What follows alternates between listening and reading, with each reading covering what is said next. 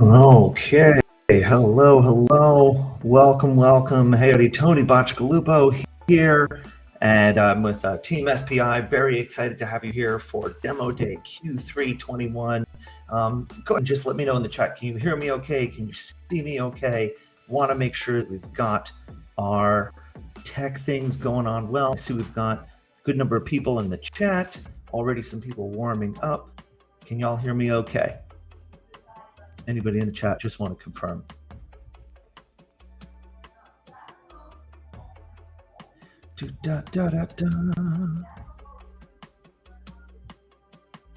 Yay, all right, thank you, Pat. And I'll actually bring on Pat and Jill from Team SPI as well. And so excited to have you all here. Welcome, Pat. Welcome, Jill. How are you all doing today? Doing excellent. Thankful that everybody's here for this demonstration, right? In the description on my YouTube channel, I was saying it kind of reminds me of entrepreneur show and tell, just like in elementary school, right? It's just what are they going to bring to the table? I'm so excited. Show and tell never stopped being a thing. I feel like it's just such a wonderful thing. And yeah, and I want to say, you know, SPI Pro is just such an amazing community. And not just because of all the work that the team puts into it. Jill, I want to hear from you a little bit about your experience running it over the last year plus now. But the people who are in this community are just amazing. So for anybody who doesn't know, SPI Pro is a premium online membership community for people who are running their own businesses. And so it is a place for people to go to find support from each other. And it's also a place where people can participate in some of the awesome programming we have. Our friend Jay Klaus, who hopefully will join us for a little bit at some point, does a very kind of personal mastermind matching program. Jill works with Team SPI and the member produce a lot of programming, which she can tell you a little bit more about soon.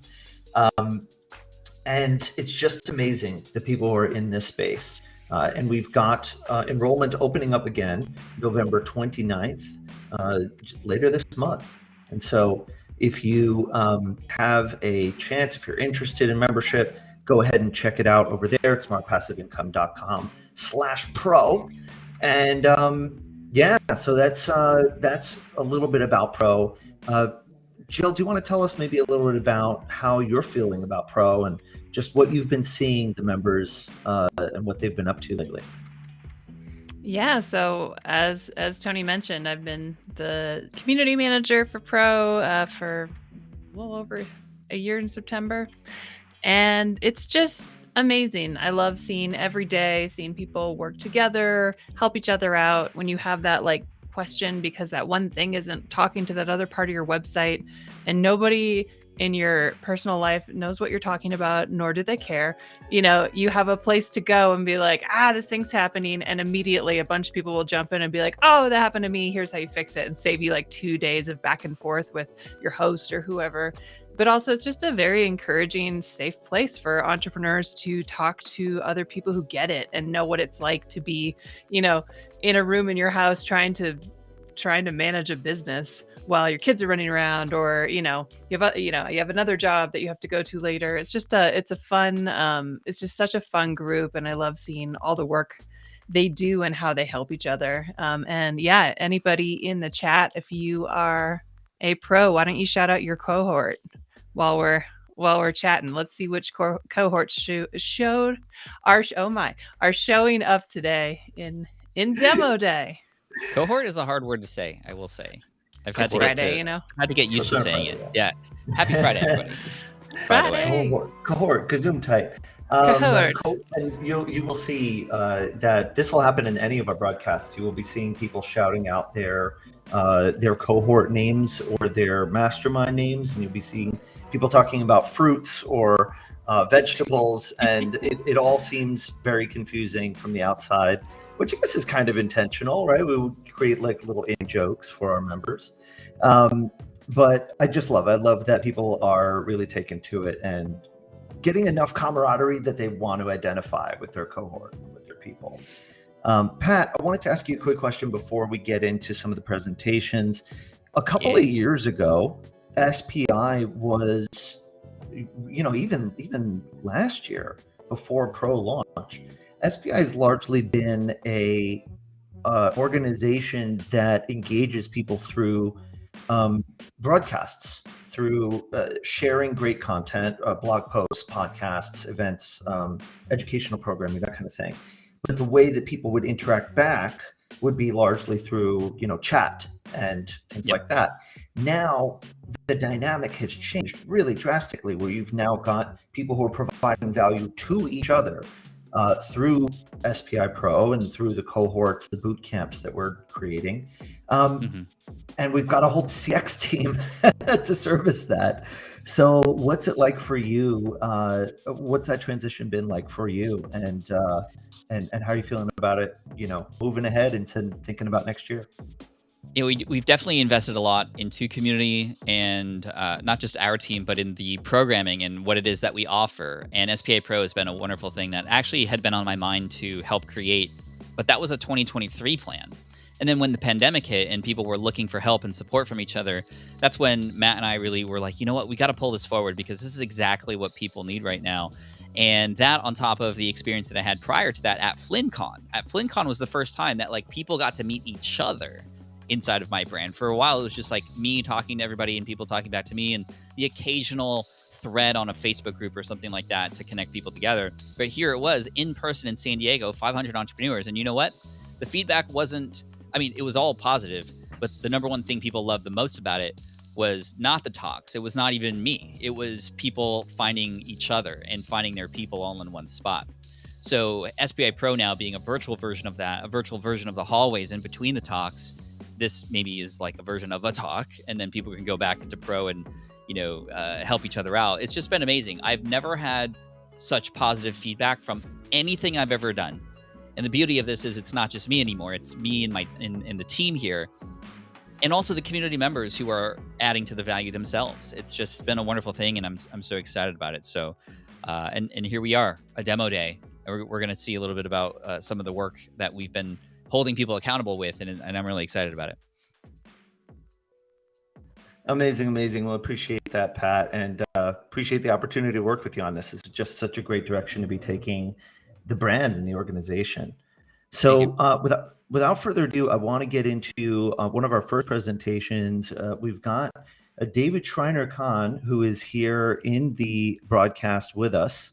And I'm so excited to have David along. He runs this website, Smashing the Plateau, and he's going to tell us a little bit about it. And I believe he also has a screen to share as well. David, I know you had gotten it shared below, and there should be a way for you to choose a window if you, when you open it, there should be a few tabs open that give you the opportunity to pick a window. But if you have to screen share the whole thing, then that's okay too. And oh yeah, you've got it. Looks like you've got it up. And once it's queued up, I will bring it full screen. And we've got Jay Klaus in the house as well. Welcome, Jay. Good to see you here. Hey, Jay. How you doing, man? Hey, hello. I didn't want to interrupt anything that was going on. You guys were on a really good roll. Yeah, I'm excited about this. Demo day is one of my favorite parts of Pro membership, and we're getting better and better about telling the story and getting people involved. So I will get out of David's way, because I've been anxiously awaiting to see some of the progress that David's been making over the last several weeks too. Very good. David, do you want to start by just telling us a little story, and then maybe we could see if we could get the screen share working? Sure. Let me I'm going to send you a link to, maybe you can just bring up this page and share it on your end.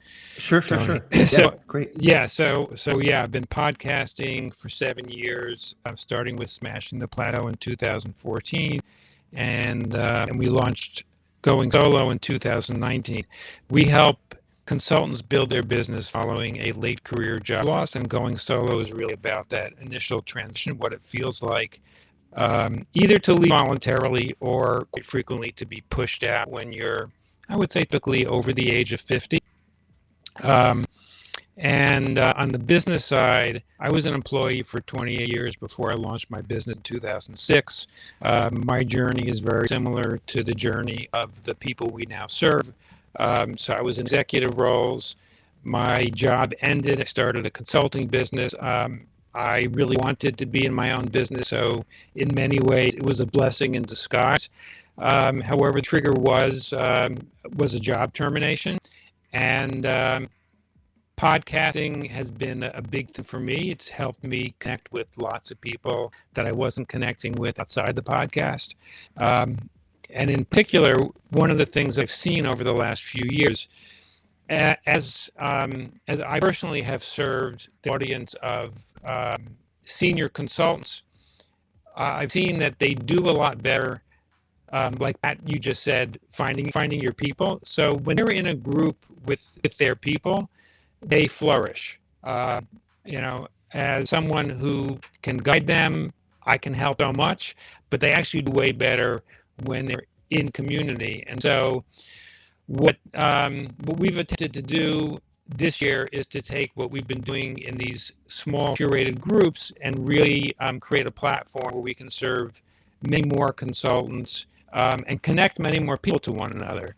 So it's kind of fortuitous that I discovered that SPI Pro existed just this past summer, around the time that we were beginning to kind of plan the technology infrastructure for the Smashing the Plateau community. And the challenge that I forth for myself, that I made public inside SPI Pro. By the way you do this with a quarterly challenge and then asking people if they want a demo, the result is really a great way to hold people accountable and encourage them at the same time. So I said I want to have this be ready to launch the community for some founding members. And when I first posted this, and this is what I want to do over the next quarter, we had none of the technology built. We weren't even sure exactly which platforms we were going to use. And for anybody who has created any kind of business online, the technology is actually a key part. So we have, over the last few months, built out the technology. We're at the point now where we're accepting applications for founding members. I'm having conversations with some founding members and potential founding members, and it's really exciting to hear people say, yeah, this is exactly what I need right now. At this point, I feel the isolation of going from this corporate environment where I'm part of an organization, and there's a built-in social infrastructure to working on my own all the time, and I'm trying new things, and the isolation just kind of exacerbates the fear of trying new things. I don't always have the answers. There's the knowledge gap. I don't know who to go to for lots of things. So having a place where there's curated information, curated resources, I can be in touch with my people. We can collaborate. We can help each other, and I don't feel so isolated. That's a great thing.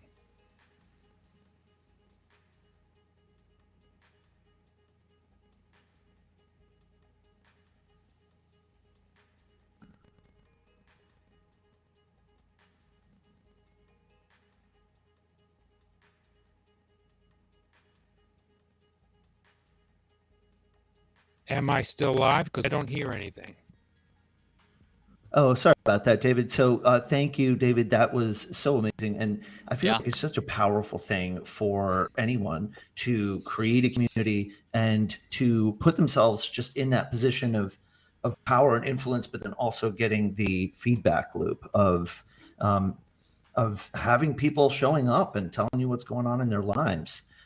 What's everybody, Jill, Pat, what do y'all think of what Howard presented? Love it, David. I just always get really excited when our own pro members are using SPI Pro as like an example on how to do things. Like that makes that's like validation for us, but also we can make the mistakes first, right? And have you then sort of take a better approach than sometimes we can. So I love that, David. What would be like the next milestone for you to achieve after this? So the next milestone will be building some engagement with founding members, and then having a public launch where we really market the community and try to actually invite in a sizable cohort of people. Great. by the way, Pat, yeah, I want to echo what you said about SPI Pro. So I've been involved in community building, probably in various ways in my whole career. I've learned a lot of techniques from your entire team at SPI Pro. So you, Jillian, Tony, Jay, and everybody who's part of it. I've learned quite a bit and tried to emulate what I see works really well in terms of community building, particularly in an online community. Well, thank you for that. And definitely credit to the team for sure on that one. And I'm excited because as you build your community, you're going to discover things that you can then come and share with us, right? So we can just continue to have this awesome feedback loop. And I love Which that. would be my pleasure, by the way. Thank you. Thank you, David. We'll look forward to it. I wanted to ask, not to like overdo the, pat us on the back compliment thing, but I'm sorry, David, what in particular has jumped out at you about what you've seen from what we've done that you found to be useful? Because sometimes it's hard for us to know, what's obvious versus what's something we're doing that's a little bit different. I think the office hours are great. Just as an example, it's not something that as team members, I think you have to involve a lot of preparation for you, but I think just showing up, being live and open-ended on a regular basis for members to come in and ask questions is a great thing.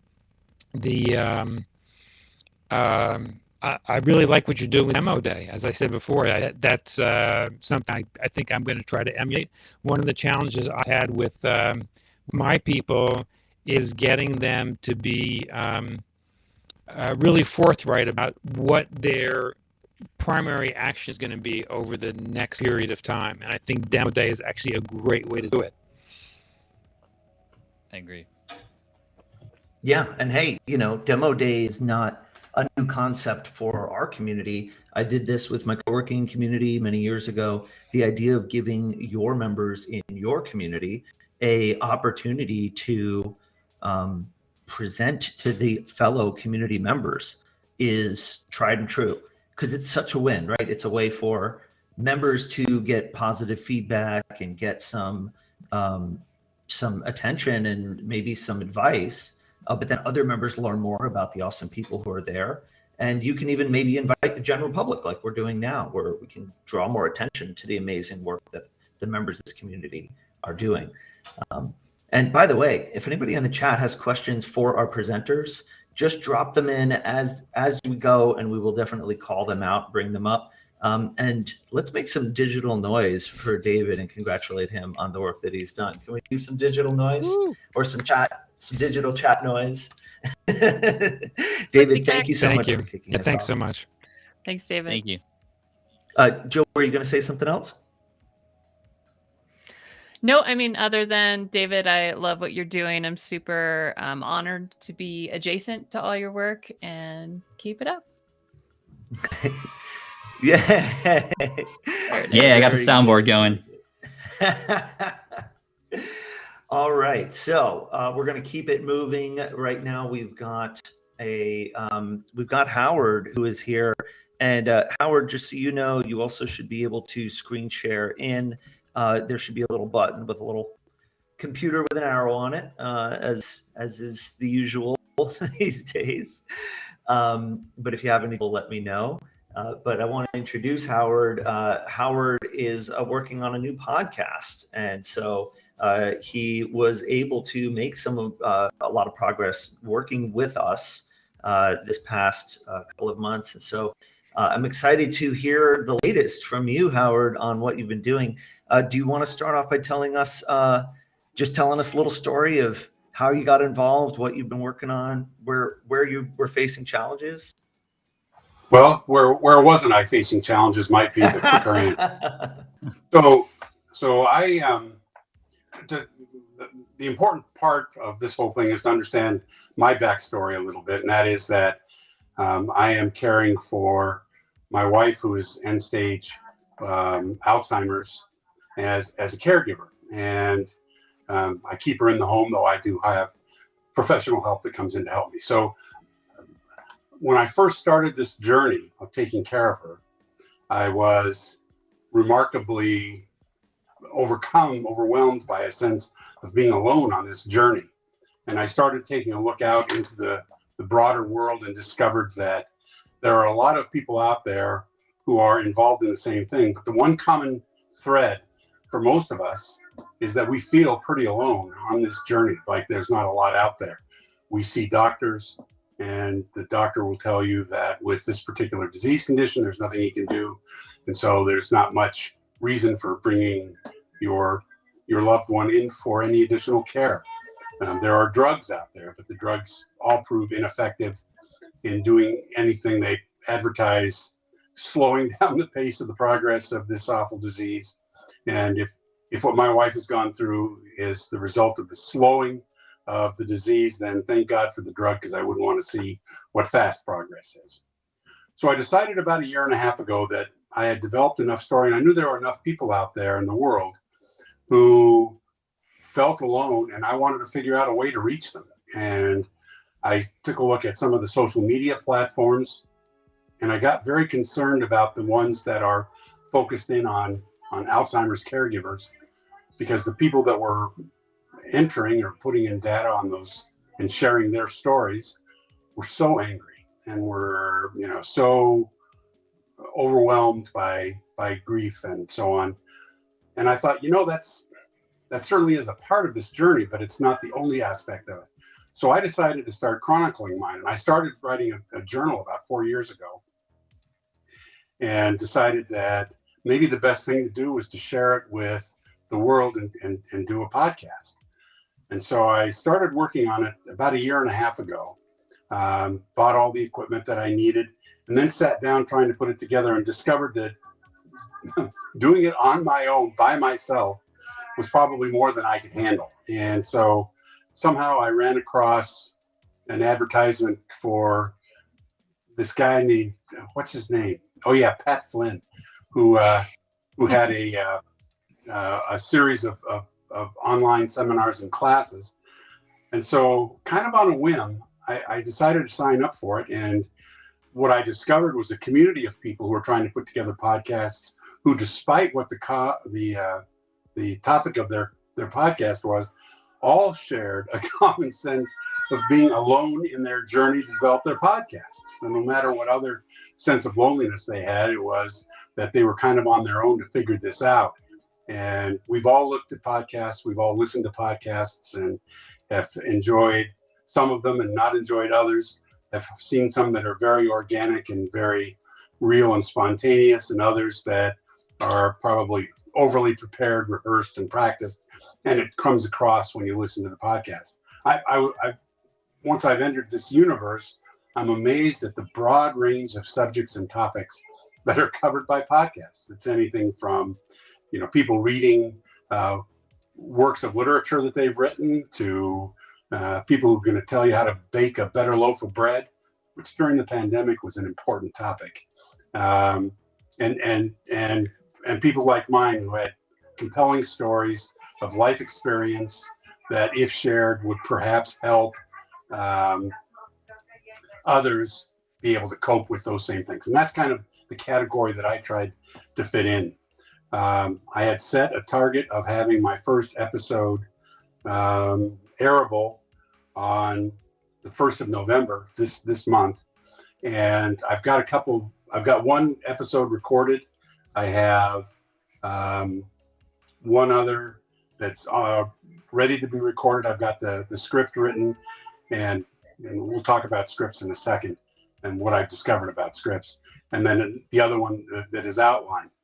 So to talk about scripts, the very first one that I put out is pretty much read. I wrote out a script, and Pat, I very much relate to your story about your very first podcast episode where you did the same and then you listened to it. And perhaps it's conceit on my part, but I think I was able to read it in a way that, while it sounds read, at least it sounds read in a conversational tone of voice. And so I think I achieved that. And because there were certain topics that I wanted to cover and words and phrases I wanted to use certain ways, I found that an important tool. Going forward, though, I've changed my attitude, and I will always work from an outline, because I have a tendency to start talking and lose my track. I forget where I am or where I was going. And while I may circle back to the topic, it becomes a very wide circle. And so to make sure that I keep those circles as minimal as I can, I find an outline of the key points that I want to cover, including key phrases that I want to include, has been really the right way for me to go. Through the use of your course, I've been able to identify how to incorporate certain elements into mine. For example, I had no idea where I was going to get intro and outro music, and I think that's important.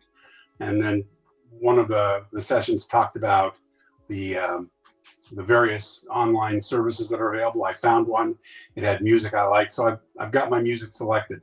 The beauty is, at some point, if I get bored with it after 125 episodes, cross fingers, I will do my best to maybe find a new and different music source. But I know where to go to get it now.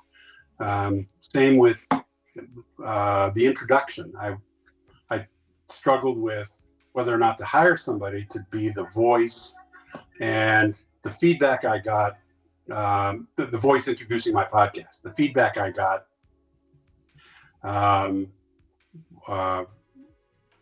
was that because what I was presenting was an authentic story, that maybe it would be better to maintain that authenticity by doing them myself. And so that's kind of where I'm going to go now. I've pre-recorded an intro and an outro that I can use, that are generic enough that I can use for every episode.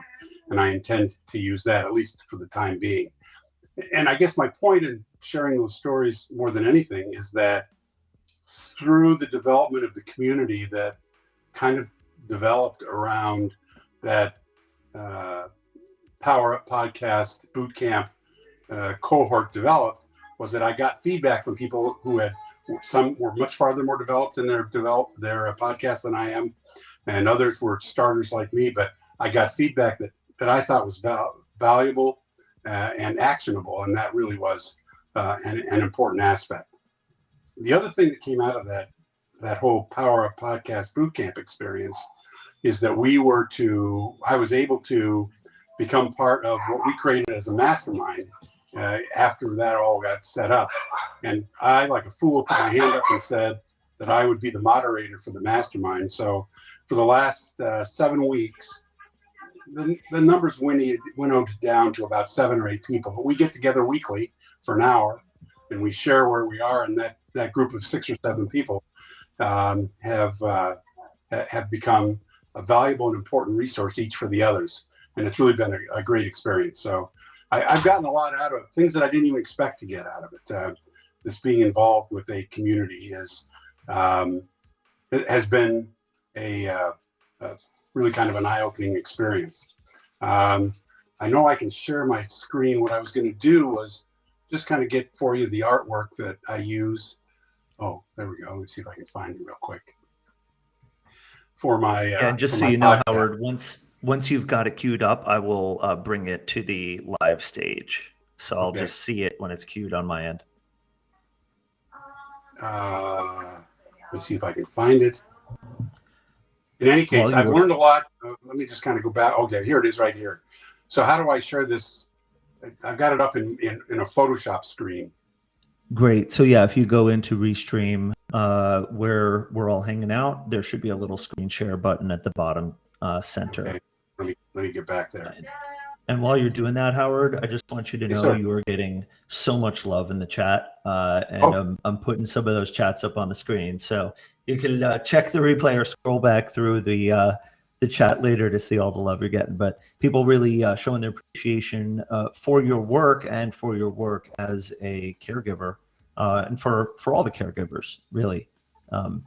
Which we're definitely going to discuss a little bit more. And that's an evolution that I've gone through. I've discovered that it's not just Alzheimer's caregivers. I think there are a lot of caregivers for a lot of different conditions that family members have. Okay, it's do I want to? No, I don't want to leave. I want to. Okay, let's do this. What button do I push to share my screen? It should be the one that looks like a little laptop with an arrow on it. Oh, but it's got a red line through it. Yeah, that's fine. You click it anyway. Okay, I did. So if I click on pick that window. This should be the one. Well, I've clicked on the window, but it's not. Do you see it? Nope, not quite yet. We hit share. It says unable to share the screen. Update system permissions. Well, bummer. I'm sorry. I've run into that Howard. before. I used to run into that in Zoom until I updated my Zoom settings. So as the moderator and host, I've discovered that I had to change some settings. So in any case, I was just going to share with you guys the artwork I have for my podcast, which, by the way, is entitled "The Stranger on My Couch," and the name comes from an actual incident that occurred as my wife's disease progressed. After dinner one evening a few years ago, we were sitting in the family room, and at one point she leaned over, looked at me. I was sitting in a chair across from her. She was sitting on the couch, and she asked me who I was. She failed to recognize me, and so I decided that incident was. I decided at that instant, that's 4 or 5 years ago, that I needed to share that somehow. My original idea was a blog, and then somehow it evolved to this. So that's kind of where we are. So that's kind of my story, Tony. I will tell you, Tony, you were part of that whole boot camp experience, and you moderated all of our sessions. And I know I can speak for all the people I know that we were delighted that you were there, and it was wonderful. So I'm very glad to have met you through that process, and am inspired by people like you who do what you do. I don't know how you do a podcast. It strikes me you spend so much time doing stuff for Pat. I hope you're asking him for a raise because you're working awful hard for him. In any case, have I covered the mail, Howard? Yeah. Oh, there's the artwork. There it is. So that's Stranger on my couch. That's my artwork. So it's kind of interesting. So I'll share with this audience something. So I hired one of these services that have graphic artists and so on, and he sent me this, and I really liked it. And see how it's got all the perspective lines in it? I told him that's the one I wanted, and he was surprised. He said, well, don't you want me to clean up the perspective lines? And I said, given what I'm dealing with, I think that they actually make some sense. And for me, they gave it a sense of depth and a sense of meaning that people who are dealing with Alzheimer's sufferers might understand. Because I think what they struggle with early on in their disease is understanding how the world works, and perspective is a key element. And so I really liked the perspective lines and made a conscious decision to keep them in. So I kind of covered what I think you would ask me to cover, Tony. I don't know if there are any questions that you have, or Pat has, or Jill has. I'm delighted to answer them if that's appropriate. I don't even know if that's appropriate. It may. As you've noticed, I am not shy about finding words to use, and so sometimes this is why podcasting is perfect for you, Howard. Yeah, absolutely. It There really is. are two reasons why. There are two reasons. Not only that, but I have the face made for radio. Don't you think? No. Howard, you're doing awesome. We love you and are so thankful for you stepping into this world to help share this message with other people and share your experiences. It's going to change lives, Howard. I hope you know that. So as you keep making these incremental steps toward, publication and then what happens after, I'm just so excited for you because as you've heard from many people, podcasting can really be very fulfilling and allow us to even cope with a lot of things, and it allows us to connect with people that we would have never met otherwise. And it's already done that even before your show. And I'm looking forward to after as well. Well, thank you guys. So I appreciate giving the opportunity to chat with you all, and I hope that I said something at least that is inspirational or makes sense or whatever. Oh, you did, Howard. I think we're all trying not to just cry, and also just think what you're doing is so amazing. And I just want to take a moment to appreciate that you, as a caregiver to your wife, I know from personal experience, that's a really difficult role. It's unforgiving. It's kind of thankless, and you're just an amazing human for all you do and the support you're providing for other caregivers. So, well, I hope this session's being recorded, because there are a few people that I'd like to share your observation with. So. Please do. Absolutely. And Howard, want to call out Briz Joshi in the chat. You've got a listener. You've got a listener in the chat who is so grateful. Oh my gosh. And thank you so much for changing my life. Thank you from the bottom of my heart. She continues saying she's working on coming up with her own podcast. I said she, I don't know. Nice. Briz, wonderful Briz, which is a cool name. Oh, how does anyone follow Howard? Yeah, I know, Finley. I'm so sorry. We should have saved Howard for last. That's okay. That's okay. Everybody see, the thing about demo day is that the bar it gets set high right at the beginning, and then we just keep clearing them. We got a lot of high jumpers here. Howard, thank you so much for your time. It has been an absolute pleasure. Appreciate having you here. Well, the last thing I will say is that once it's published, I will go into one of the Your Circle websites. I'm in. I joined. What's the super duper group? Pro. Yeah, SPI Pro. So I'm posting Pro when I'm out there, along with a link and my website. So my website's under development. It's almost ready to go. And so once it's all out there, I'll post that all in Pro, and that's where people can see what's going on. So if you're subscribed to Pro, you'll get inundated with me. We look forward to it, Howard. Thank you, Howard. Thank you, guys. Yeah. I appreciate it. All right, man. Congrats again. And was somebody saying something? That was great. That's all. I've got another guest to bring in, and he is a remarkable individual that many of us in the SPI world know super well. And he runs an amazing podcast also called You, Me, Empathy. But he's also got a new project that he's going to be sharing with us today called Dear Childhood Me. It's the one and the only Known Wells, our very own Known Wells, everybody. Let's make some noise. Yay. Some noise for Known. I really love Known. Welcome, by the way. I love that we have like one member of Team SPI who gets to present at every demo day. I think that's becoming a tradition now because everybody here is working on really cool projects when they're not working on SPI. So it's amazing. All the good stuff. Known, how you doing, man? Thank you for making the push to come join us. Yeah. Happy to see Pat, Jillian, Tony. Good to see you, friends. Yeah, it's good to see you here too. Hey, friend. So, Known, take it away. Tell us a little bit about, maybe can you start with You, Me, Empathy, and you just hit 200 episodes. Tell us a little bit about that and then your book. Yeah. Can you all hear me okay? Yep. It sounds good, yeah. Okay. You, Me, Empathy is my mental health podcast. I've been doing it for almost 4 years now.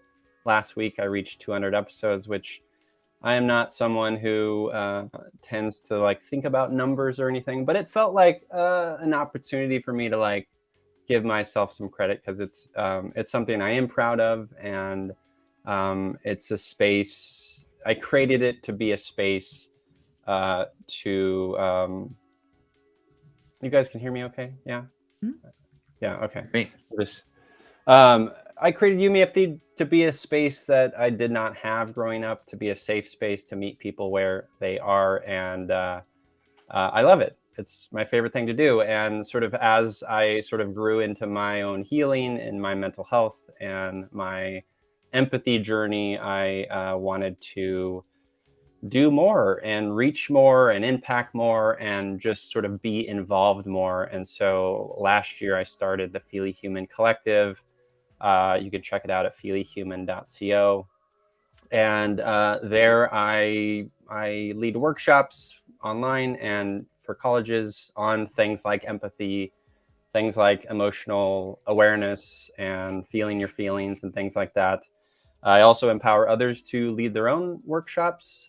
We have one coming up on December 2nd on building your self-care survival kit.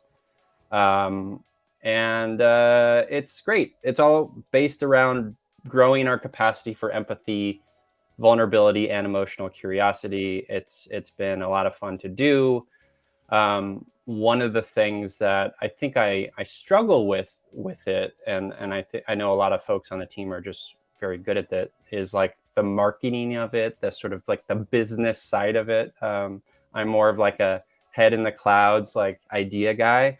And the sort of like pen on paper, like biz stuff, like I just struggle with. So anyways, The latest thing, I have like lots of products and whatnot, but the latest thing I've been working on is called Dear Childhood Me. And it started, I'll share sort of what it looks like in a second, but it started with like me trying to sort of, in my own healing, trying to give my inner child, or sort of the past version of myself, the childhood version of me, more love and more care and attention. I started going to EMDR therapy, and that's sort of been crucial in my mental health. And as part of that journey, it's been sort of about sort of going back through my childhood traumas and sort of exploring that stuff. And so part of my writing journey and my healing journey has been sort of writing little notes to myself, sort of basically saying, Dear Childhood Me, and then a little fun little note, and then love future me. So I had been doing that for the past year, and I thought like, it'd be kind of fun to like put this in a journal or something.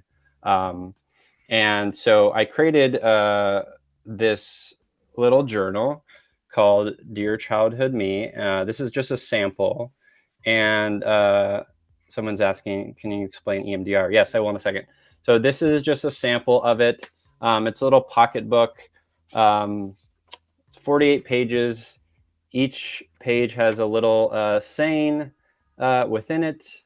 It's very cute. The idea is to use this as a little sort of space to write little notes to your inner child. And I'm being distracted by my dog because she's barking. Hold on one sec. Maddie! Hey! Maddie! Yes! Maddie, come! Sorry. So it's 48 pages. I love it, though I think it's not complete yet. What I think I came up with this week is I designed some intro pages that essentially sort of explains what it is, sort of like use this journal to do this thing. I'm also going to make a bigger version of it, because I think this would be like a good sort of like, pick it up wherever, like stocking stuffer type of thing. But I wanted like a journal that actually had some more pages and more breadth as well. Yeah, thanks, Pat. I love the design too. It's cute. I think it's important to think about sort of all versions of ourselves. Someone asked about EMDR. It's a type of therapy. I'm forgetting the name of it. Electromagnetic. No. Eye desensitization and movement and reprocessing, I think.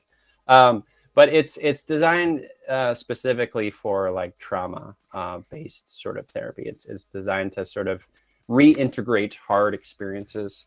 I highly recommend it if you're someone who has had trauma. But yeah, this is what I'm working on. I am in the process of trying to figure out, should I like pre-sell this thing? Should I, I'm not sure yet what to do with it. Cause as you all know, as maybe some of you know, like buying product and having inventory is a lot. It's like, and I am just one, person with a tiny house. So I don't have all the space. So I'm trying to figure out like how to sell it and market it and stuff like that. So that's me. Awesome. No, and thank you so much. Yeah. Amazing work. Beautiful work. Joe was shouting out your design skills in the chat. Your merch is beautiful. Thank you. Yeah. Yep. I bought a Feely Human shirt and I love it. It's high quality, it's cute, and it's great. 12 out of 10. So I'm assuming, known when it comes out, you'll mention it on your podcast, You Me Empathy, and you'll sort of introduce people to it. How are you, or have you thought at all about the sort of technology that you'd use to sell it? Would it be like through Shopify or something like that? Most likely, if people wanted to grab it, or what are you thinking? Yeah, I mean, I'll definitely mention it on the podcast. I think what's hard is like, and what I struggle with is like, it's just me, and I have a, independent podcast, and I have a platform, and I have Instagram and things like that. I have like commerce through Squarespace on the site, so I could sell it through there. But I am thinking about sort of like testing the idea first. Like you always talk about that, Pat, right? Testing the water, see if validation, see if anyone even would like this thing. And then also, give me the link, known. And also start like trying to like, you know, I'm friends with and connected with a lot of mental health organizations, try to see if I can get people to commit to like buying in bulk or, you know, shopping it at local shops and things like that. That stuff is like deeply uncomfortable for me, but I think will be an important part of like this success. So we'll see. Awesome. Well, you could even pre-sell it to see what the numbers might be, and then it might help you with your print run. And you know, honestly, for me, I mean, the big thing, and this is of course something that is not just unique to you, Gnome, but most people who we come across, who we help at SPI, a lot of times it's their first time selling their thing. And so, you know, we have to realize that, you know, you can serve and sell at the same time if you truly believe in what it is that you are offering and how it might help people. So in a way, it almost becomes like, in a way, a responsibility or an obligation to make sure you get it into people's hands in the right way. And a lot of times they don't necessarily take things that they get for free sometimes with all seriousness. So I love this project. We're all here to support you with it. And obviously a great reaction from the crowd right here so far. So looking forward to seeing it through. Thanks, Pat. Thanks, Jill. Thanks, Tony. I appreciate you all. All right. And thanks again for making the push to join Known. And so glad that we were able to put this in front of folks. Goodness, you notice how we have a streak of just really meaningful projects? I just keep seeing that coming up in the boot camps that we do. We've done the Power Up Podcasting Boot Camp, Heroic Online Courses. And, you know, people could be selling courses or doing podcasts about any topic. But I think it really is a testament to the culture that Pat and the SPI team have created over the years, that we tend to have just really good people here who are creating things that are about serving others. And I think that's just, you know, it's such a beautiful thing. So we're going to take a turn now into Nathan's world, Nathan Cottrell, who's going to be joining us next. And we're going to be learning a little bit about music today. So I'm excited about that. Nathan, welcome to the program. Can you hear me? Can we hear you? Yeah, I can hear you. Can you hear me? What's up, Nathan? I can hear you. Welcome, Nathan. How are you? I see a piano in the background. Yeah, so this is my my studio at school, so nice and cozy. Nice. Yeah, so thanks for having me. This is pretty cool. So what I do is I'm a cellist, and primarily my thing is string quartet. And so if you've been in the music world, the way that music usually works is sometimes you work with a private teacher. And when you're learning a new piece, they give you the music and they say, go home and figure it out and come back. I'll see you next week. And you're supposed to have learned some of it and you kind of work on it that way. And that's a good process one-on-one. But then when you're in a group, there's a lot of stuff that has to happen behind the scenes with rehearsals. And coaches and conductors, they don't often have the time to teach that. And that's what I love. I love rehearsals. I love the nitty gritty of trying to figure out how do you work as a team. And you have to imagine people in the music world, especially the classical music world, we've been spending 10 or 20 or 30 years by ourselves in a practice room like this, figuring out how to do our own thing, figuring out how to find our own voice. And then you're thrown into a group with other people and you have to figure out, okay, what are we supposed to do now? How do we make this work? How do we get 4 different ideas to come together so it's a cohesive idea that we present to the audience? And a lot of groups crash and burn because people don't know how to do that. And I'm convinced that it's a skill, and that sometimes you hear people say that that group either has it or they don't. It is some ambiguous thing, personality matching or whatever. But the more I've worked with people, it's really just understanding how to do it. And so what I've created is just the first of what I hope are many courses that walk through a specific piece. So this is the very first of its kind. There's nothing like it. So I'm pretty excited about it. And this web page that I created, it's unlinked on my website. And basically, I have several friends, several coaches that I wanted to give this to just to get feedback. This is going to be a free kind of first part of the course. the piece that I'm Nathan, do you doing. want me to turn on screen share? Just want to be sure. Sure. Yeah, go ahead. Okay. I'll pull it up here. Yeah, so this is it. Do you see it? Yep. Okay, Yep, so that's good. yeah, so the song or the piece is Joseph Haydn's Quartet Opus 64 number 4, which may not mean much to anybody, but that's just what quartet it is basically. And I'm doing the first movement. There are 4 movements in the whole piece. So I've just focused on the first movement.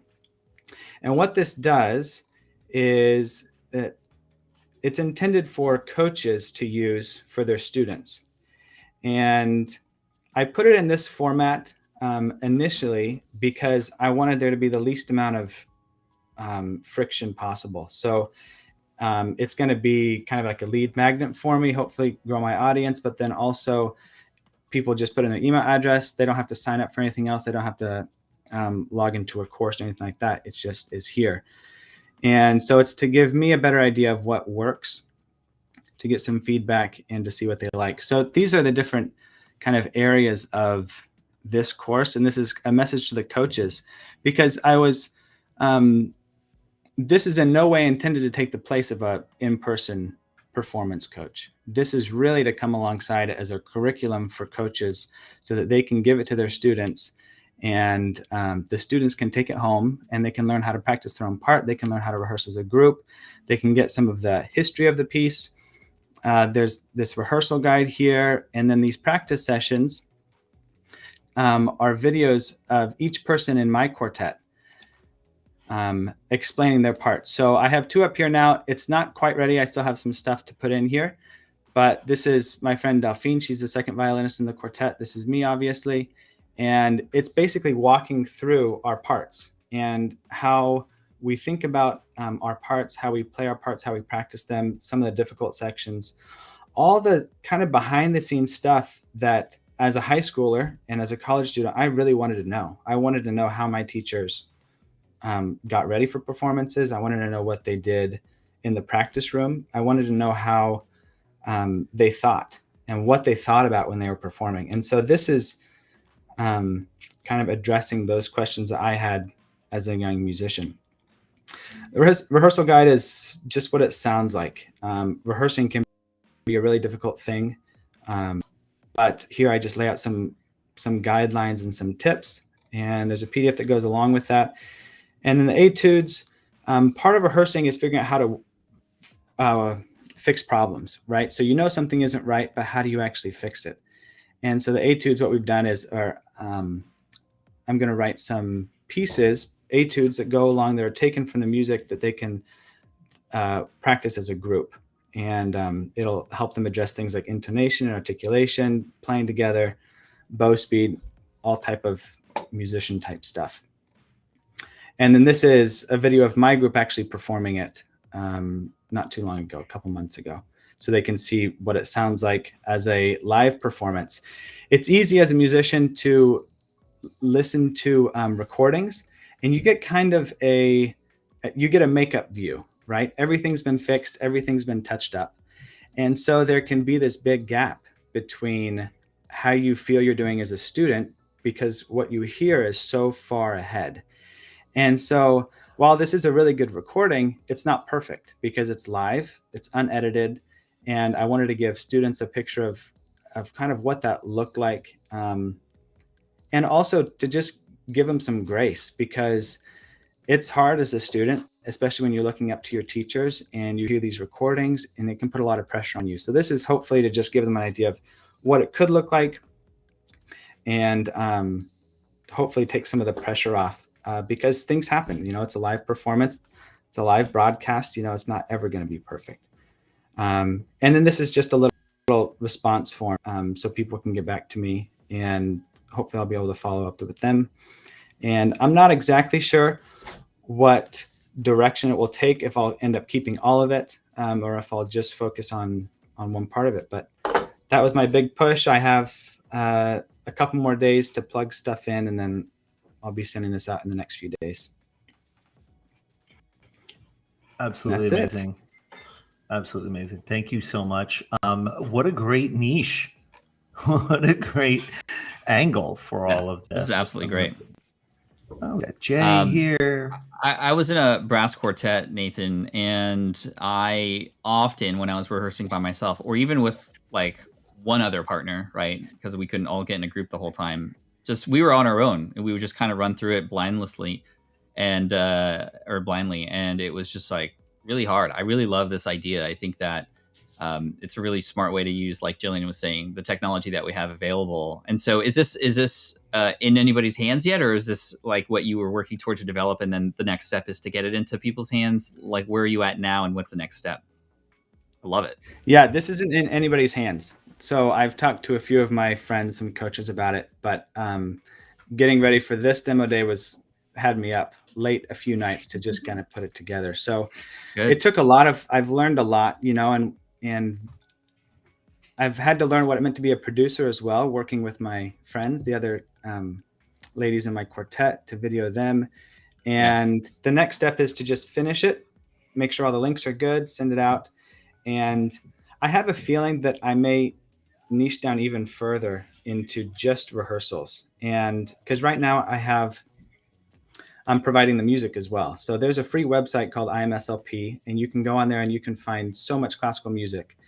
But often it's messy, they're old copies, but they're free. So teachers and students use them, but then you end up wasting hours writing in bowings and markings and trying to clean things up. And so I've kind of made my own edition. And if people like it, that's one thing, but that's been a ton of work. So we'll just see how things shake out. I also noticed on the file there were YouTube videos, right, from your friends in your quartet. Are those public on YouTube as well? And because you had mentioned using this as a lead magnet, like those videos themselves could be lead magnets on YouTube to introduce like one part of the four, and then have people discover that they have this beautiful resource that they could get into from YouTube. Is YouTube like going to be a big play for you as well? I think so. That's the plan. I'd like to make it kind of all like a playlist, I guess, and then it would lead back to the course. And and then once I figure out what works and what people really want, then at that point I can produce the rest of it and more quartets. The nice thing is that there are, just this guy, Joseph Haydn, he's an old dead dude, but he wrote 68 quartets. And there are probably 300 or 400 songs that I could do. So the supply is endless. So I don't know if I'll go that way or just rehearsals, but we'll see. That's so cool. I love it, Nathan. Well done. And way to use the demo day as sort of like a driver for you. Yeah, no, this was great. Thanks so much for having me. I hear a nice clock or bells in the back. Yeah, that's the giant. Is that you, Nathan? The giant out of tune bell here at school. Oh no, as a musician, you're like every day. That's so great. Tony, we can't unmute if you can.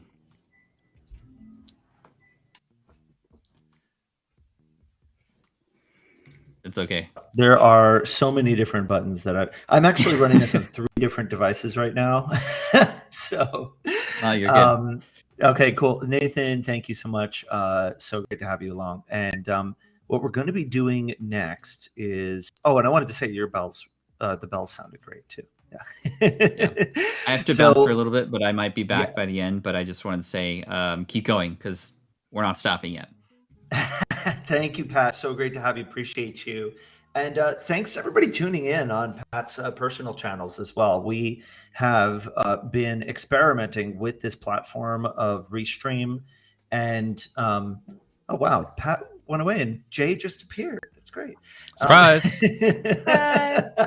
Don't pick your nose. It's really fun to play with this Restream platform where we can actually simulcast across different channels, across different software platforms. So all of this part of our kind of crash test dummy philosophy and culture at SPI of learning the tools, and you get to learn them along with us. So if anybody has any questions about how we do this broadcast or any things like that, definitely reach out to us, drop some comments. Look us up on Twitter, Team SPI on Twitter. So we're ramping that up. Jay, how you doing? What's up, man? How are you? I'm doing good. I've just been watching the chat, hanging out in Pat's stream chat, but I've got now 2 YouTube pop-out chats right here on my second display. I'm in the restream. I got it all going on. I love Nathan's niche as well. Pat mentioned that. Nathan's come to a few of my office hours inside of SPI Pro, and we've been keeping in touch as he's been moving through the process of getting this course ready to go, and it's just fun to see the progress. Yeah, I couldn't agree more. Amazing Mr. Jesse's asking, what are you using? We are using Restream.io, and that is a platform that allows me to have all this cool interface stuff that you're seeing with our names and the captions and all of that. And then that gets piped into YouTube, YouTube Live, and actually gets piped into a bunch of other stuff too. So, but yeah, it's just Restream, no other middlemen. Really, really nice, well-featured platform. Cool. Okay, so Jay, Jill, hope y'all are ready. We are going to get into some of the pre-recorded videos, and the first one's going to be Finley Robinson and his partner. We're going to be talking about their workout website and how they've been adding a pro tier and working on some new stuff. I'll let them explain it to us, and let's see if we can get this working correctly. Finley. Hey, we are the Robinsons. I am Brooke, and this is Finley. We are the founders of Be Tribal Fit. I have been a group fitness instructor for just a little bit over 10 years. And about 3 years ago, it dawned on me that not everyone can get to a gym, not everyone can afford a gym, and some people just really don't want to go to a gym. But the greatest thing about group fitness is the community and accountability feel that comes with those group fitness classes. So 3 years ago is when we actually started Be Tribal Fit. I was traveling through my community, leading groups of women in workouts, and I couldn't reach everybody that wanted an opportunity to start a tribe with their friends. So Finley said, hey, let's go online. Why don't you record your workouts? I hear it's gonna work, so. So we started recording the workouts and putting them online, and now we are here. Yeah, it's been really cool to see. I knew that she was really great at connecting with women and a super wonderful instructor, and I so really love to encourage people. we just figured, hey, the internet's a pretty big place, and so let's see if we can kind of create an online business. And so I've been listening to Pat and a lot of the SPI world for a while, and just decided, hey, let's see if we can create an online subscription to your workouts and kind of, take the decision making out of searching all over YouTube and trying to figure out what you were going to make. And so, well, also just pumping a lot of life into women. Like, we do a lot of deep emotional. Yeah, and that's where kind of the tribe idea uplifting. came in. So kind of pulling from Seth Godin's tribe idea, that was kind of built in from the very beginning to what we kind of thought was important as far as the community aspect goes. And so about a year ago, I decided, hey, let's go all in on this. And so I decided about a year ago to quit my job, and about 6 months ago, kind of that kind of played out. And so I've come on the team. We've been working for about 6 months. I call myself the brand manager. It's like a self-appointed title that I just gave to myself. I'm not really and sure so what I do. I create things. she does. She creates things, and I kind of get us ahead. But we've and already finish gotten things. more done in the last few months that he has been all in than we have gotten done in years. It's been great. But at the same time, we applied. So when I quit my job to come on kind of full-time here, I knew we needed some more community for ourselves and some more people to connect with who were doing online business. And so that's when we joined SPI Pro, was right at that same time. And it's been awesome and great for us to just kind of be around like-minded people, not working on the same thing, but sharing some community. And we've learned a lot of stuff. And so we're about 7 to 10 days out from kind of relaunching a lot of our technology, making our tribe experience better, making our workout experience better. And so we're going to show you some of that and some things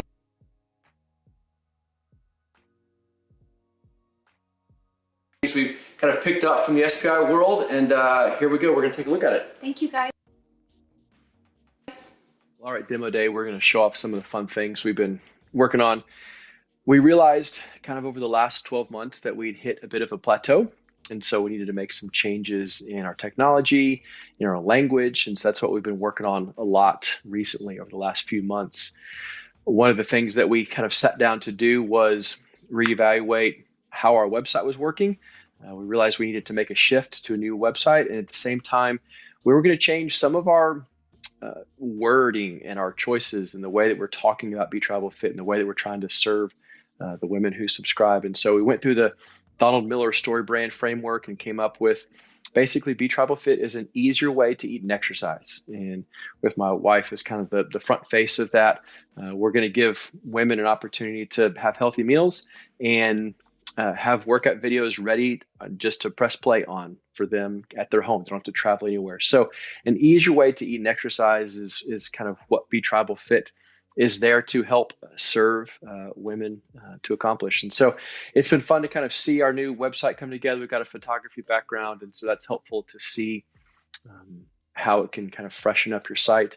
And then just the things that we're offering with the idea that the community really is at the centerpiece of what Be Travel Fit is all about, and making it more successful of a lifestyle when you have other people around you. So this is what we've been working on. We've been pulling out some of our old videos, trying to clean things up. Sometimes it's hard to get rid of some old stuff, but we realized there were some things that just weren't up to our standard. And so we've been pulling those out and just putting up some of our new best stuff. And then as far as SPI goes, it's been great. I hopped on a demo a few weeks ago where they talked about a company called Descript, and we had the idea as kind of a freebie that we wanted to generate 5 reasons why women hate fitness. And so we wrote those, kind of turned those into audio coaching sessions, and Descript helped us make that pretty fun and significant. So this is a good way for women to kind of get to know what Be Travel Fit is all about and get some coaching along the way. So that's what we've been working on. It's been really fun to do. We're excited to hopefully launching all this in the next couple of weeks. So we are there, and it's been great being able to jump on demo day with you guys. So hope you all enjoy the rest of your time with the SPI crew today. All right. Finley. I love that guy. What a great guy. And he was in the YouTube chat. I wonder if he's still around. Finley, you still in the YouTube chat? Say hello if so. Jill, do you want to, or Jay, tell us just a little bit about your experience working with Finley while they've been working their way along? He's just a really hardworking and also really supportive and humble guy. I've connected with him just like on all kinds of mediums, on Twitter, in email, on Instagram. They're everywhere. They're very supportive. Finley's wife mentioned that she likes to just like kind of give people energy, and you feel it when you hear from them.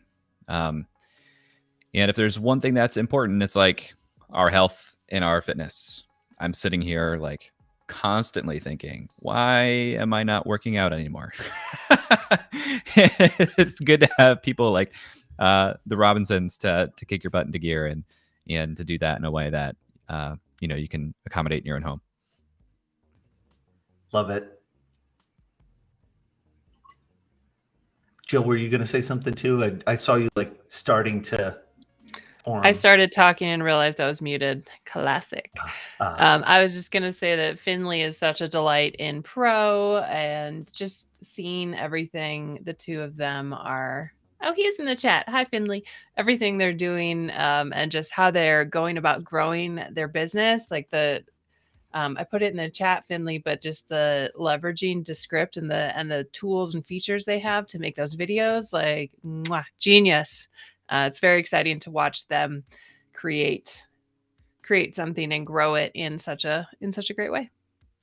Genius. I feel like that the hacks and the ingenuity are such a great part of it. Just people have to get creative when they don't have all the resources in the world, and they need to find a clever way to make use of tools that are out there, and then we all get to learn from each other's clever hacks, which I love.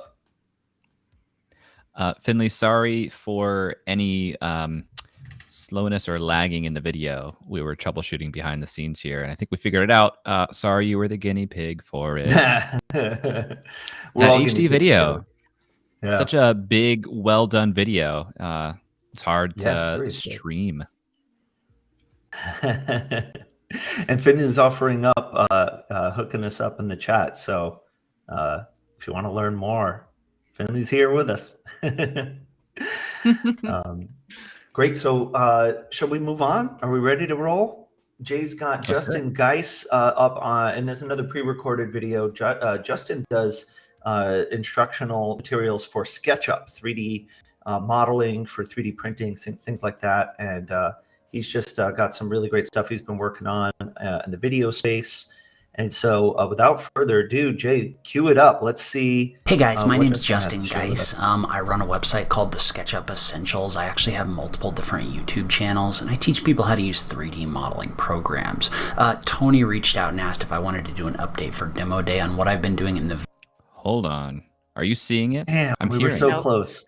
I think Justin like maybe have filmed it in the dark. Video section. Well, no, I see it. Pro. I see it in the small version. Can you hit play on my behalf, Tony, and see if that works? I can sure try. Hey guys, my name's Justin Geis. I don't understand why. I'm seeing it in the small version. All right, let's try another one real quick. Let's try going over to Gail. Okay, yeah. So basically, whichever order we're going to do it in. We've also got Gail Knott, who's a awesome member of the. Oh, Justin's in the chat saying that he did not. I know. I'm sorry, Justin. I'm seeing it in the small version. I don't know why it's not going in full screen. Was the lens cap on? That used to be a thing. Remember, Justin's a pro. With traditional cameras, when you'd use a camera and you'd frame up the shot and be like, I got some good pictures. And then let's try to reload. Let's see if I can get it to reload and try it this time. Okay, we're gonna try it one more time. I'm so intrigued. Take the lens cap off. Oh no, what happened? It just disappeared. Oh geez. Jiminy. What? Thanks, by the way, to everybody sticking around. Appreciate y'all joining for all of this and supporting our members. Well, let's be honest. This is how it really works, right? This is we are building in public. All right, guys. I keep hitting play and it just crashes. Let's try this one. I see it on the left-hand bar. Oh yeah, I see it over here too. Let's try this one. My name's Justin Geis. I run a website called the SketchUp Essentials. I actually have multiple different YouTube channels, and I teach people how to use 3D modeling programs. Tony reached out and asked if I wanted to do an update for demo day on what I've been doing in the video section of Pro. So basically what I've been doing is I've been building a new YouTube channel, and I've been documenting the process. So I've built multiple different YouTube channels in the past, and I thought it would be kind of fun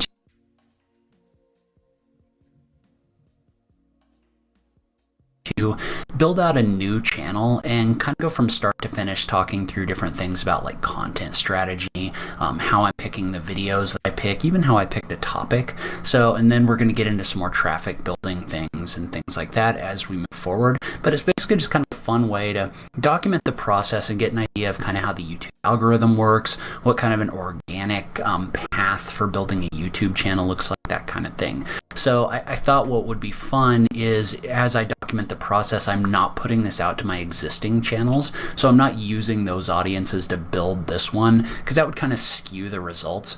So instead, we're going to take a look at what's working and what isn't working.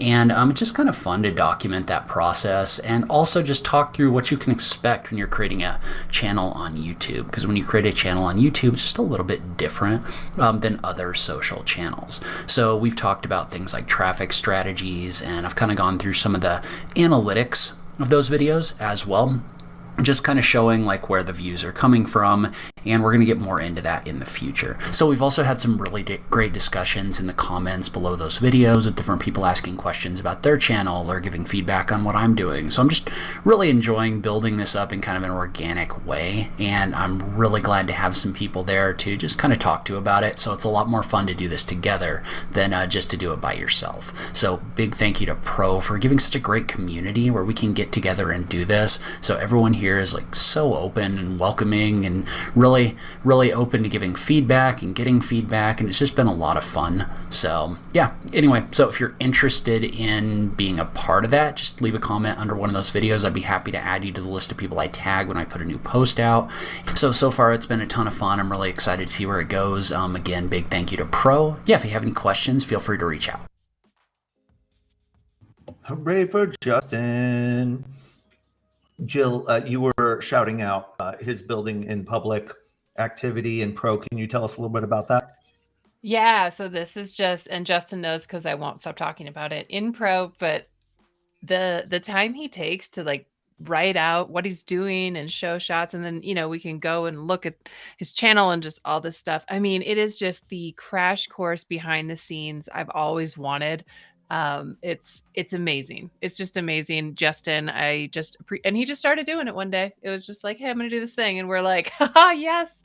And we have a few members who do things like that, and it's just so valuable because even once it's launched and he's busy with other things, anyone can go and find all of those posts and learn a ton. So bravo. Justin's amazing. And he has a tiny bebe at home. He is juggling all of the work he does. They had a baby this summer, right, Justin? And so he's dealing with, a baby who's learning how to move around. So I'm just so impressed with everything Justin does, frankly. But I just appreciate the work he's doing to document it and share. Yeah, that's my favorite thing for pros to do as well, is to like really document, show behind the scenes, not just show like the final product, but kind of talk about the why and how behind it. Something that I think we can do even better as a team also is to show our why and how, and sometimes even show like why things didn't go the way we planned or could have gone differently if we did something else. So that documentation approach, I think, is really valuable in the community. Was way off on the baby. 13 months. Time is flying. Also, just super shouts. I mean, for somebody to maintain that level and be bringing up a little 13-month-old, so amazing. Way to go. Way to be an inspiration, Justin. Thanks. All right, and appreciate all of you sticking around through the random technical difficulties. And, these stories are just so great. Jay, we are up to I believe it's our final presenter. And wow. After that, if we want to, I don't know if Jill and Jay, I'm putting you on the spot here, but maybe it wouldn't hurt to just kind of pull up a screen and show everybody what Pro looks like behind the scenes. Just like a little 2-3 minute walkthrough, give people a taste of what the latest is there. There's some new features that have come out that we might want to show off, if that's okay with y'all. Sure. Great. And in Pulling the up a meantime, window right now, Gail Knott, who is an online business coach and just such a wonderful contributor to the community, has a video to share, and we're going to try this other method for presenting videos. So let's see how it goes, and give it up internet noise for Gail Knott. Gail. Hello to the SPI Pro community. I'm Gail Knott, co-founder of Take Wing Coaching and Lift, online community for consultants, coaches, and solopreneurs. And thank you for allowing me to pre-record this because I'm camping in this trailer as we speak, and I wasn't quite sure if I have a good signal. I wanted to share what I've been working on. I launched my community before I joined Pro. Pro has been so helpful for me in getting feedback, getting support, asking questions, and learning from all of you, especially from the two masterminds that I'm in, Lychee for podcasting and Tomato for mastermind sites. And within my time in Pro, I've launched my first podcast. I've been wanting to do that for years and finally did it. And it's the Bourbon and Business Smash podcast with Gail and Corey Knott. And next year, we're going to open it up to guests. So thank you so much for getting me started on that. And I'm now at a point of consistency and getting an episode out every week and starting to fine tune our process, making it more of a resource for our listeners, for our audience, to grow that audience. I really appreciate, especially the Lychee podcast, for helping me get that off the ground. Also, during this time, I've updated my landing page for my community, my online community that I have. And that's also with the support actually from Pat directly, as well as from members of Pro. Thank you so much for giving me that feedback. And part of this process has been creating an evergreen funnel. As a new mom, I just don't have the time and resources at this point to be able to do launch after launch to promote my membership program. I've been learning a lot from all of you in how to create more of an evergreen funnel. The landing page is part of that. Podcasting is part of that. And now I just finished my ebook on sales conversations, which will be my lead magnet. And from that into a companion webinar that goes along with the lead magnet. Thank you so much again to everyone in Pro for helping me fulfill my dreams of having a more flexible business, being able to have my business online, be able to help more people, and in doing so, being able to spend more time with my daughter. Thank you everyone for your support. Yay for Gail. So lovely. Yeah. And the video upload worked. Yeah, that was nice. Yeah, that was smooth. Nice. Yeah. I liked the part where it didn't stop. We're learning here, guys. We learn in public and we share that with members of Pro. You heard Gail talking about Pro, so I just wanted to flash up the link in case you want to join a community of online business owners that can help you do things like start a mastermind or start a membership, build your lead magnet. Pro is reopening its doors on November 29th after Thanksgiving, so get your application in. We would love to have you. Gail has been around since the beginning, like literally the beginning. Gail was one of the first members in Pro. She's been here for a year and a half, and she is delightful. Absolutely delightful. And her daughter often shows up in video calls, which is another delight. And kudos to you, Jay, for putting in the work on the mastermind matching as well. I feel like, curating that. We know from some of the efforts we've done in the past, trying to match people into a group and, get the role in the room can be extremely hard, especially when can't be in a physical room to get them, kind of in the same place. So when it works, it's terrific. And when it doesn't work, then we refactor it, right? Which is cool. That's part of what we love. What I love about the seasonal format and this kind of cohort-driven format is that every season, every cohort gives you a chance to re-engage. And so if you're not part of SPI Pro, this gives you a chance to come in and not just be the only new person. You know that there's going to be a whole bunch of other new people coming in with you who are going to be setting goals alongside you, joining new mastermind groups alongside you. And so you're going to have some fresh faces that are going to be looking to make their first SPI Pro friend. And then what we do is shortly after we bring in the new cohort, we then have a goal setting opportunity where you set some kind of a goal for something you want to achieve that is maybe something you wouldn't have achieved but for being a part of SPI Pro and having it support. And then we use SPI Pro's gatherings, our co-working sessions. We have a virtual cafe where people hang out to do work as a chance to make time in our busy work weeks to move towards those goals. And that's important because we can just get so tied up with just maintaining the stuff that's coming at us, maintaining the things in our inbox, dealing with client work, things like that, that it's hard for us to make time and energy to do stuff proactively. No pun intended. But when we make time together, if we know that there is a time on the calendar when other pros are going to be showing up to do their goal-oriented work, then it's a little bit easier to make that forward progress. And at the kind of tail end of that season, of that cohort, is demo day. And this is your chance to show off what you achieved. And I think that's important because when we work for ourselves, we don't have the opportunity to show off what we've done to our peers and to get that feedback loop. So having this as a thing to put on your calendar, my ambition is for that to be something that gets you to finish something that you wouldn't have finished otherwise. Because well, I could have put it off, but man, I really wanted to get it done so I could show it off at demo day. And the beauty is that before too long, 10 days from now, we're going to open up the doors again. So you can submit your application, and then we're going to start the whole cycle over again, and we'll do another demo day in the new year. So hope that this has been a good experience for you. Jill, did you want to walk us through anything, or Jay, in terms of SPI Pro? I'm going to take that as a yes. I think Jay's ready. Look at this. Would you just look at it? Awesome. Well, I'd love to show you just a little bit behind the scenes of Pro. This is our home feed. When you come into Pro, this is what you see, which is kind of like a curation of the most recent posts within the community and the spaces that you are a part of.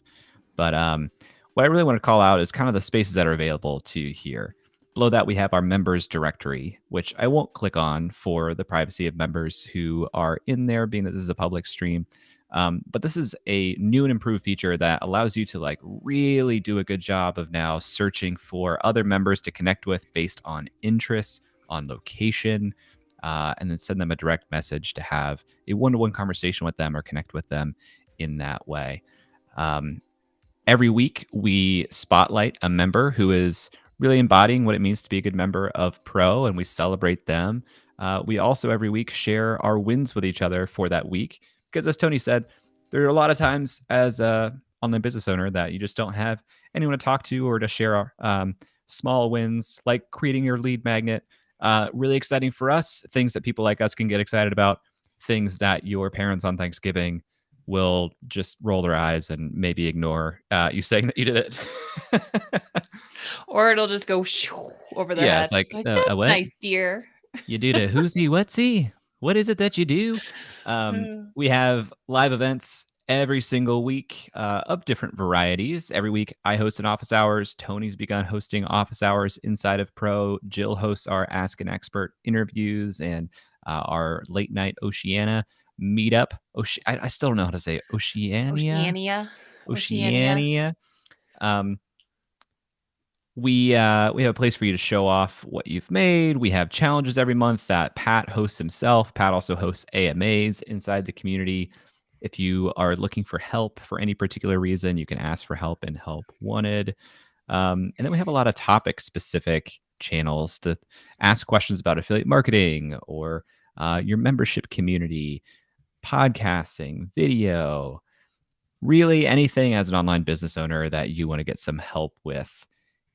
We will have a spot for you to do so inside of Pro. Jill, anything you want to highlight while I've got this shared? Like as you can see, there's a lot going on, but it's like as far as all the spaces and things, and it just looking at it here might be like, but when you join, we do our best to try to kind of help you find the path for you. And it's great. I mean, there's a bunch of people in the chat that are pros that could probably attest. Like you kind of find your crew, and it can just take off if you're motivated to make connections and collaborate and whatnot. You can do all sorts of things. So we love it. It's such a joy to help all of our members reach their goals, and people will share wins throughout the week. And like Graham, who was in the chat, I don't know if he is anymore, with Knight's Writing, he's our member of the week this week. But even before that, he posted in the wins channel that he does e-commerce. His site and his YouTube and whatnot are all about like fountain pens and all the different parts and which ones are good, and it's you can buy them all on his site, but also learn about the art of penning. I don't know, Graham, I don't know what you would call that, but what's the verb? But he shared a win this week about getting certified in SEO and how he never thought he'd do anything like that, and because that's just not his his like wheelhouse, his genius, and it's just like so fun to celebrate that with him, right? And yeah, we have like SEO experts in Pro that are even commenting and being like, "You're well on your way," just encouraging and are there as a source of support. So I just really love the camaraderie. I think it's priceless. Yeah. And the masterminds, which Jill has really taken over organizing and running, a highlight for a lot of our members. When you come into Pro, we give you the opportunity shortly after you enroll to say, hey, I want to join a mastermind group. And we do a lot of the legwork of matching you with a group that fits your business and what you're trying to achieve, and placing you within that group so you can start meeting with them on whatever basis you guys decide, whether it's weekly or monthly or bi-monthly. Really up to the groups, but a lot of folks tell us that the masterminds are really where they get the most out of their membership, and that's great. A lot of people use SPI Pro differently, and if you come in and you want to get some insight into how to best use it for your goals, we're happy to help you do so. We got a Jill is awesome in the chat. I think that's a sentiment Thanks, shared Mark. across a great many people. Thanks for that overview, Jill and Jay. Actually, to circle back to something that was brought up at the very beginning of the event, David had mentioned the office hours, and my first office hours, which were yesterday. I was blown away. My first office hours, and I'm not as active as both of you in Pro lately, but I did an office hours focused on community, and for an hour, we had 15 people show up and just asked me so many questions about community building. We had such great conversation. A lot of people had a lot to contribute to each other, and can't wait to keep that going as well. So thanks everybody for tuning in. Any final parting words, Jill and Jay? Any last announcements or anything you want to shout before we wrap it up?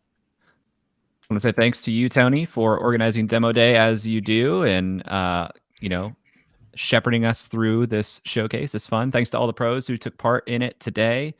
We'll have another demo day in the next quarter, about 3 months from now. So folks who are joining folks who are joining this new cohort of members between November 29th and December 12th, you will have the opportunity to present at our next demo day. If you're not already a member, or if you are a member and you want to present, you can do that the next time. So thanks, Tony. Thanks to everyone who participated. Yes. Thanks to all of the presenters. Thanks to you and to Jill and to Pat and Known as well, all your help. And thanks everyone in the chat for all of your positive reinforcement and just being great, bringing some great energy. So thanks to you all. We will see you for the next demo day in, I believe it is January. So stay tuned for more on that. In the meantime, keep doing your thing. Keep being awesome. Ready. All Bye, right, everybody. bye everyone. Bye everyone.